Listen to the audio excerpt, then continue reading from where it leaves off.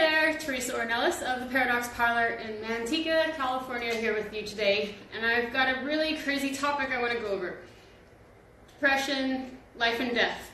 This is a heavy topic, and I suggest if you want to chime in that you take a moment to collect yourself, get some paper and a pen, get some tissues and a trash can, maybe some water.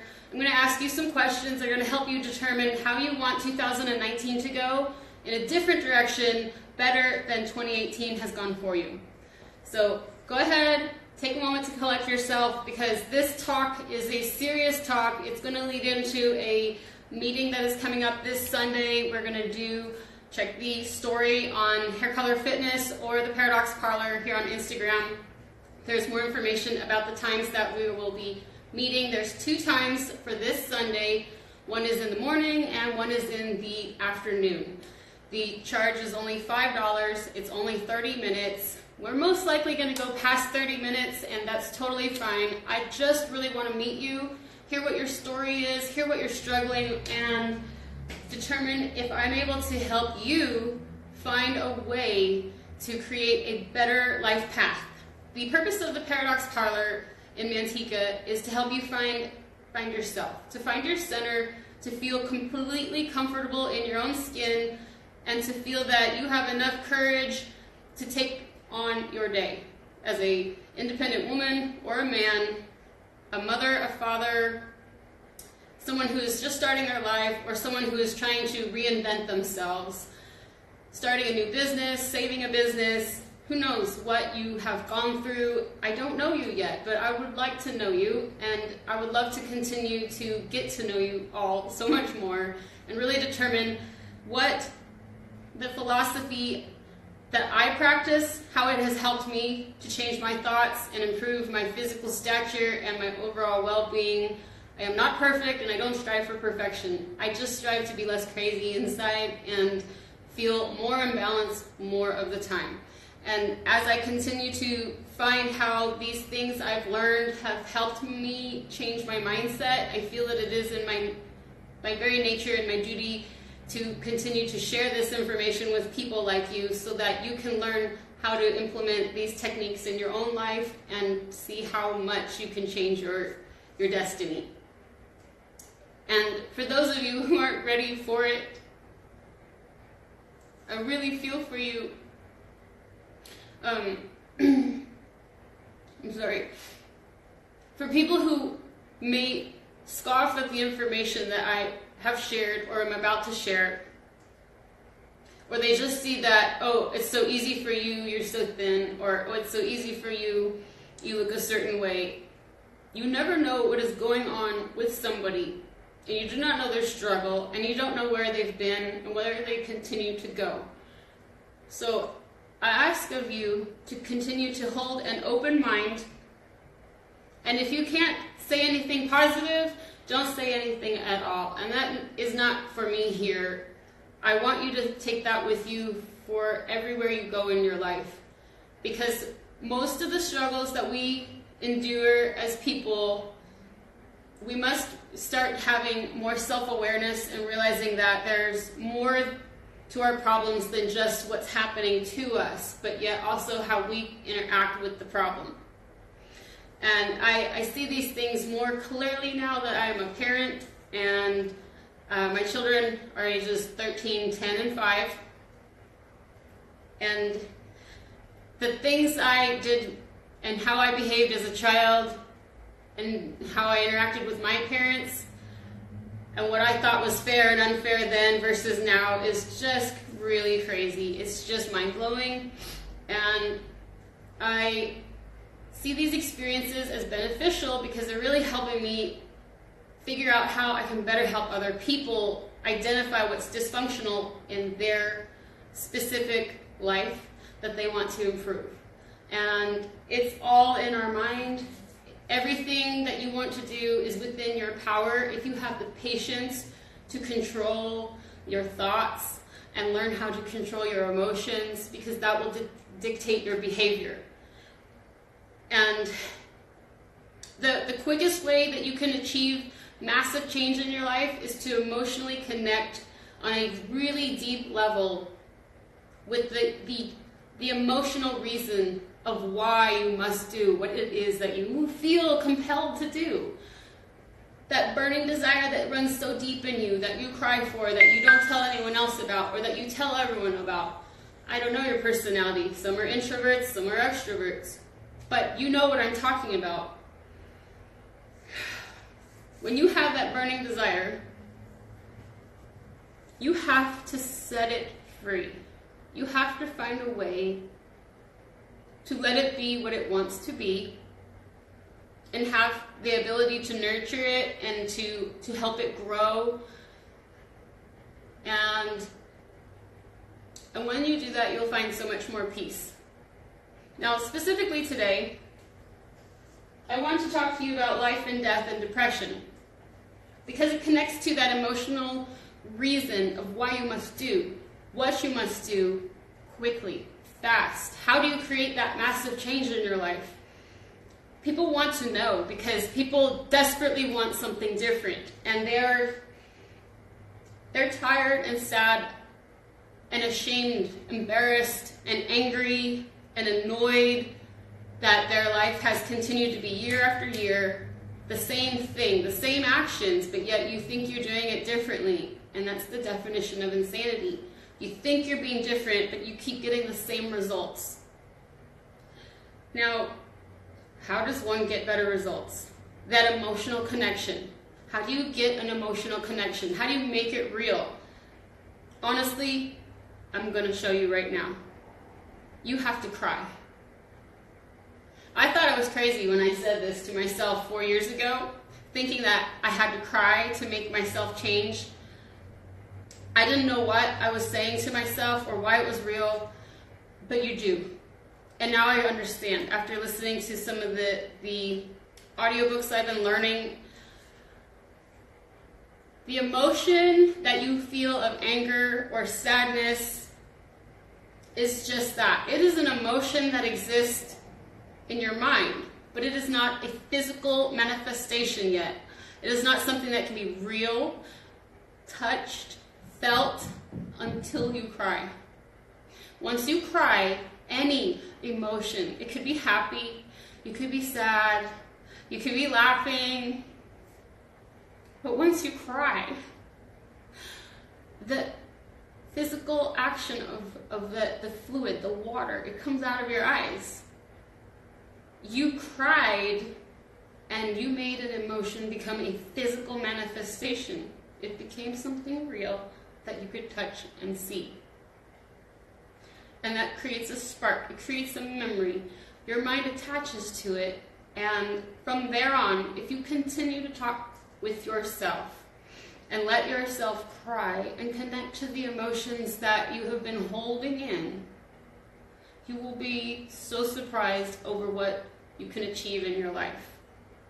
Now, unfortunately, so many people are unable to cry. They're unwilling. They do not want to be seen as weak. They are afraid of what may happen if they allow the floodgate out. So I will say, depending on your background, it can be very scary and overwhelming to open that ability to cry and to face the deepest fears that have been inside of you and the emotions and the hurt and pain that you bury deep. But if you truly want to move forward in your life and achieve something miraculously different than what you have been currently experiencing, you must go into yourself and talk with yourself and cry. If you are concerned for any type of mental illness or suicidal thoughts or any kind of anger or physical harm that you may cause to someone else, then I suggest that this is an activity that you do with supervision of a medical practitioner, someone that you care about who can reel you back in if you get too far, too deep with your emotions and crying. Because you can't begin to understand what you're going to let out and how you're going to feel. And I'll tell you, anger and disgust and shame come out a lot because you start to realize how much control you've had that you've let go of, how you let people push you around, how you have ignored yourself, put others in front of you, or perhaps did too much for yourself and not enough for others. I don't know, okay? I just know that every day is a new day, and you're gonna be all right. And you can make everything better if you could just believe and take the time to be patient.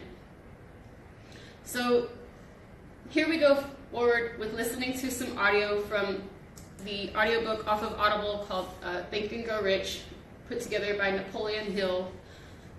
And I'm not going to go too much more into that. That's something for another day to go into the history on that. But I want you to think about the message of what is life and what is death and what is after death. And how can you use this cycle of energy to fuel your fire to rapidly create the change that your life needs.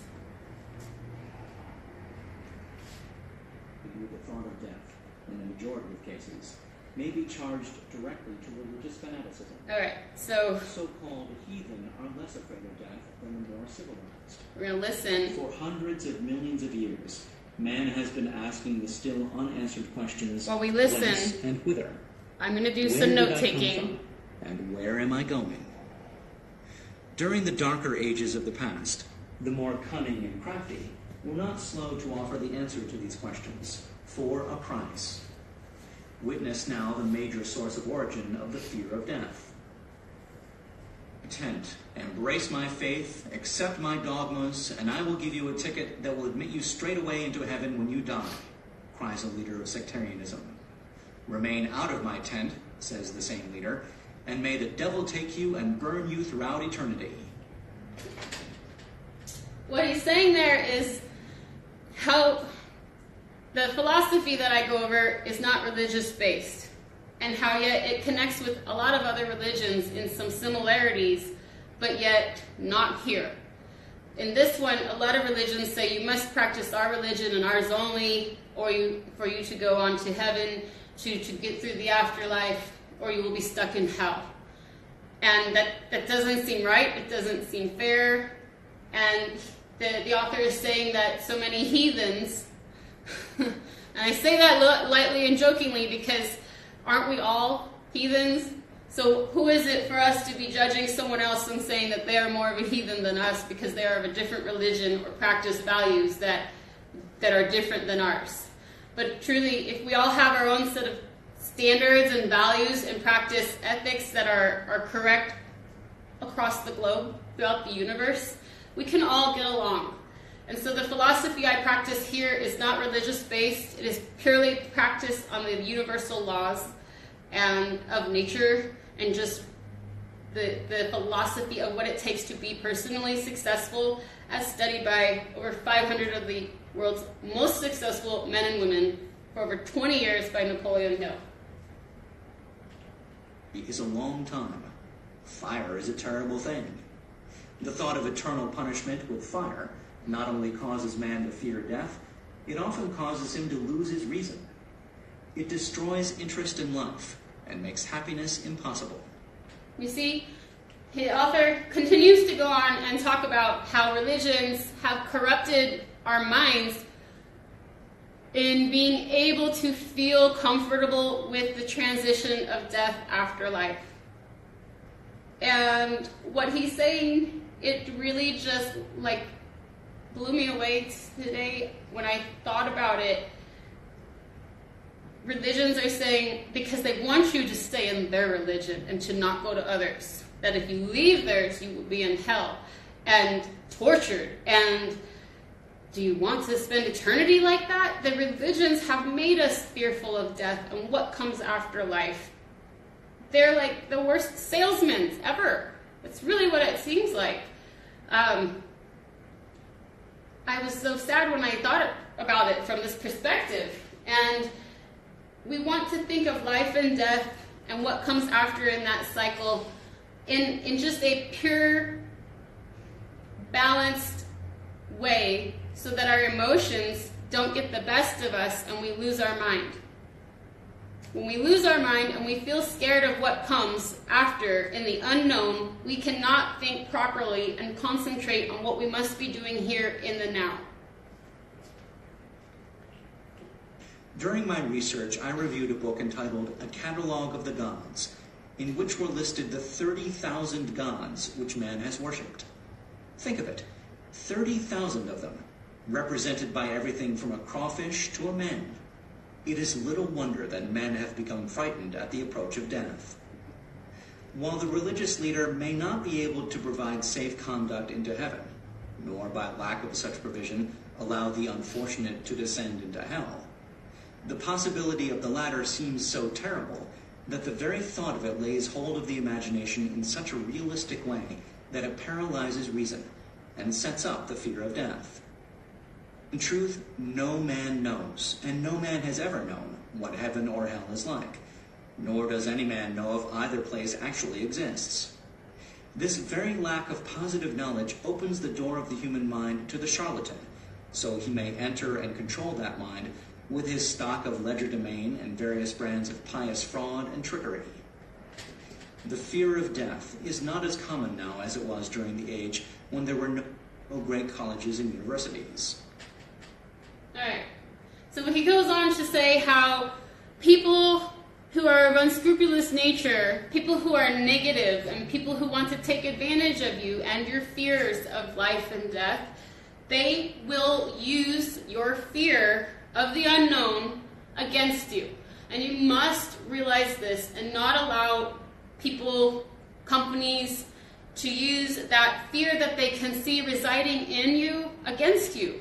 And it is seen by how you carry yourself. It is seen in your posture. It is seen in your clothing. It is seen in how you take care of your hair and your makeup. The way that you present yourself shows how afraid you are of your life and your potential and where you've been and where you're going.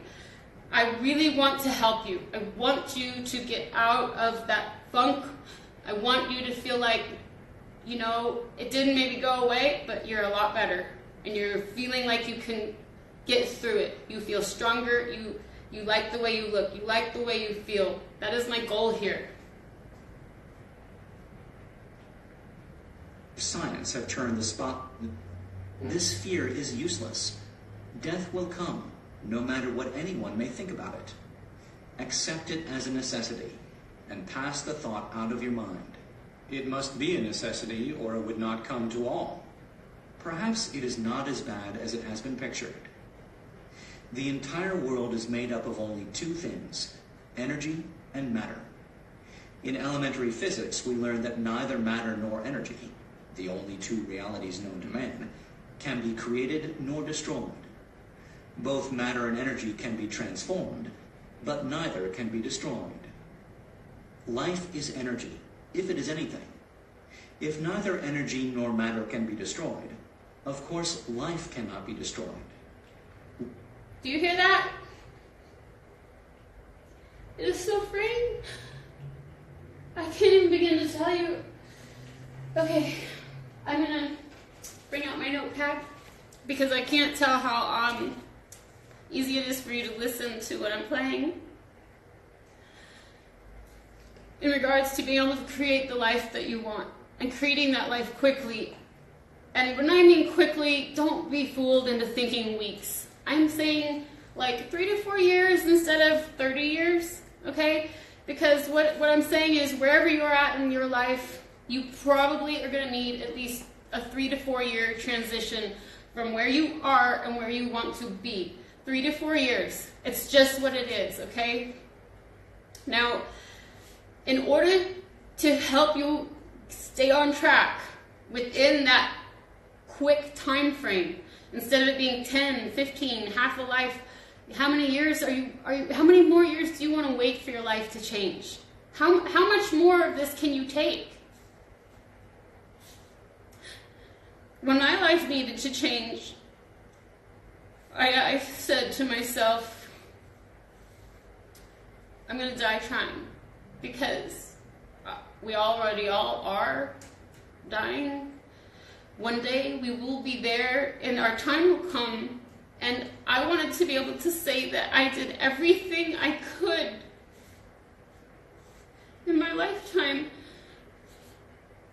to try and become the best version of myself that I could be, to experience life, and to help others with as little pain to myself and to the others as possible. And when I figured out how to do this, I determined I must then help others continue this cycle. And so by saying that I will die trying, it only fueled me in such a positive way that the people who didn't have the open mind could not understand. And I do feel sorry for those people because they are not ready to receive the messages on how hard they must work to get where they want to be. And I only wish I knew how to open someone's mind up so that they could really understand how much work it takes in the body and mind, and how long it takes, and how often and consistent you must be. But for anybody who wants it and they are waiting for that person to encourage them, I would love to meet with you and talk with you in person or over the phone, because everyone deserves a chance at taking the gift that their life is and seeing what they can do with it and what positive things can they create with that energy that is their life. So what the author says is that because in physics they have determined that there's just two things in the world, in the life, in the universe, there's just two realities known to us. It is energy and matter. There is lightness and there is darkness. There's light, there is dark, there is energy, there is matter. There is either energy or there is physical matter. Do you understand? Do you get this? So death will come, and the fear of it is unnecessary and useless. It is holding you back, and if you allow that fear to reside in you, it is just a weight that is causing you to drown and sink.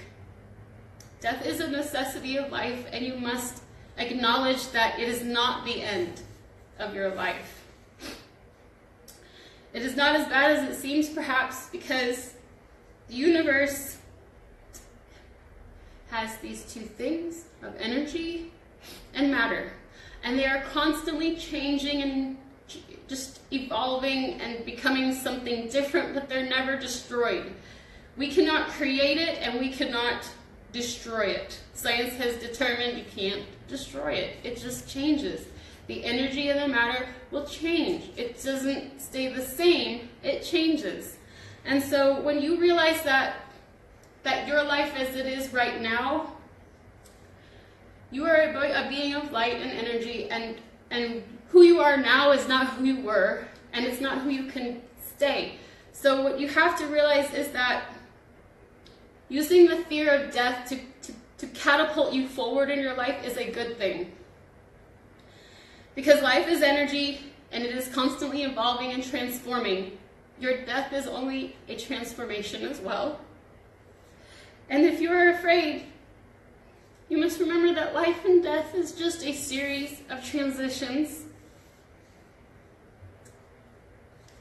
You're going to go through many, many changes, but you are not destroyed. You just might be sleeping. And that's okay, because even after death, one must sleep to recharge their energy before the next phase comes, when your energy is reborn and transformed into its next phase of its life. Wherever or however that may be, your energy that makes you right now will not disappear. And if you feel that you are stuck in depression, you are not lost forever. And there is hope, but you must believe and hold on. You must find a goal.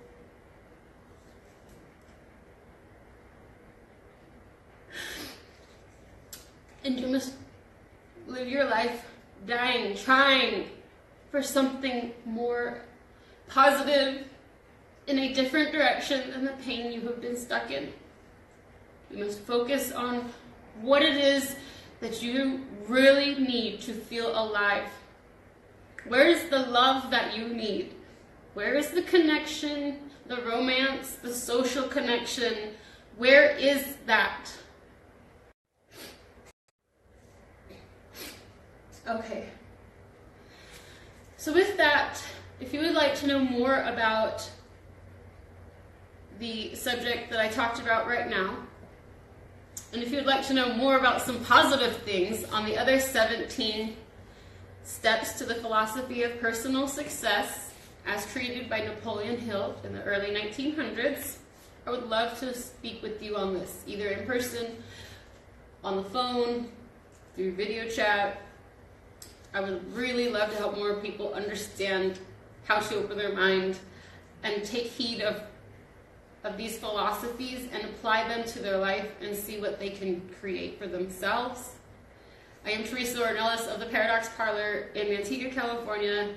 I am an American Board Certified Hair Color Specialist, a Certified Life Coach by Kelly Burris, and I am a Group Fitness Instructor certified by the American Council on Exercise, and I thank you for your time. Please reach out to me at theparadoxparlor.com.